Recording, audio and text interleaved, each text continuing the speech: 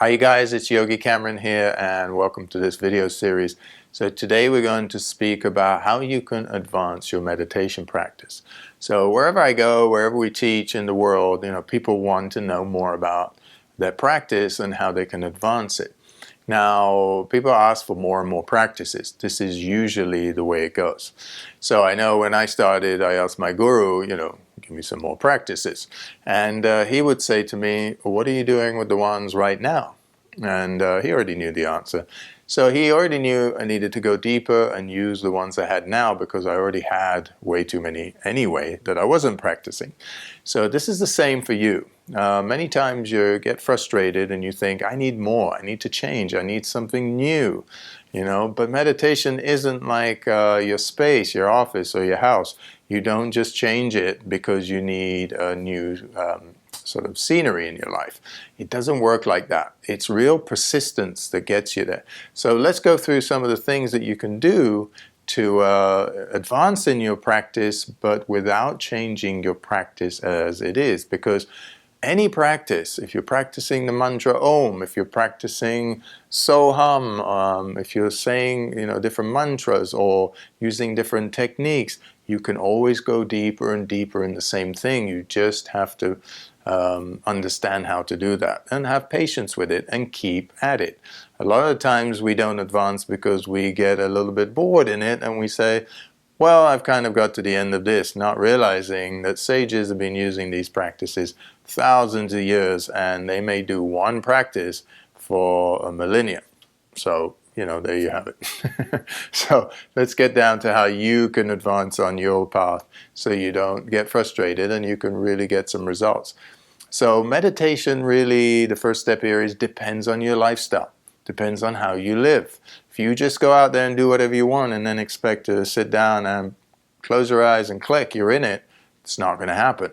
How it's going to happen is when you tame your lifestyle a little bit, and that means, what are you doing that's excessive? What are you doing that's stimulating? What are you doing that's holding you back in life and you're doing too much of maybe, or you're doing too little of?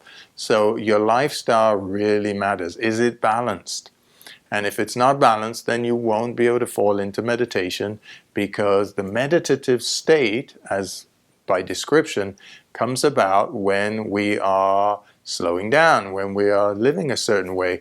We can't just run 100 meters and then not expect to pant. We will. We're not just going to arrive there and go, everything's cool. It's not. We're going to pant. We're going to be, maybe feeling not great. We're going to bend over. We're going to be like, exerting that breath in and out because the nature of running the 100 meters is that we use up a lot of oxygen.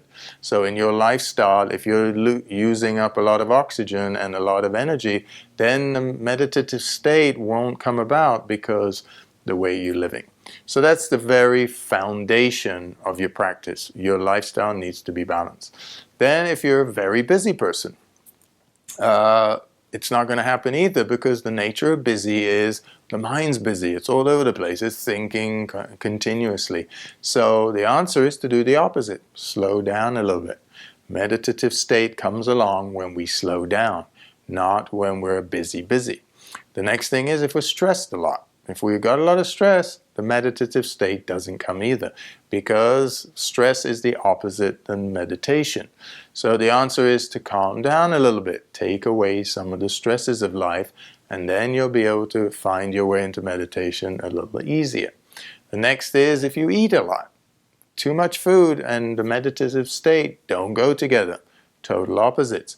So the one who's eating much less or least as possible for their existence, as yogis do and other swamis do, those people fall into meditation easier because the body doesn't have to deal with any heaviness, any digesting of food, and expanding all that energy on sort of getting rid of your food and toxicity that it's creating in your body won't be there. So that's another thing. And then too much stimulation.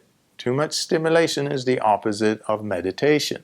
So if you're too stimulated with alcohol and you're smoking and you're doing many other things that you do, drink too much coffee, eat too much sugar or whatever it is that's stimulating your body too much, then of course you won't be able to meditate because it's pulling you away from meditation and not towards meditation.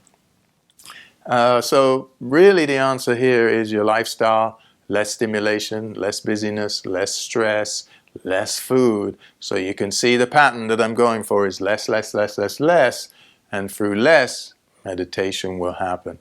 Anyway, I hope that helps you out. I'm here to help you out. I'm here to tell you, what's going on based on the way we live in our society. These videos and this content is not going out to Himalayan monks.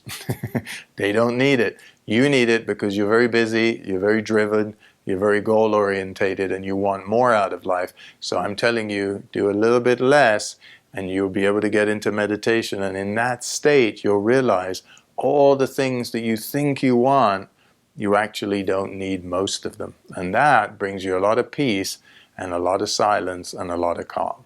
Anyway, hope you have a beautiful day. Namaste. Lots of love.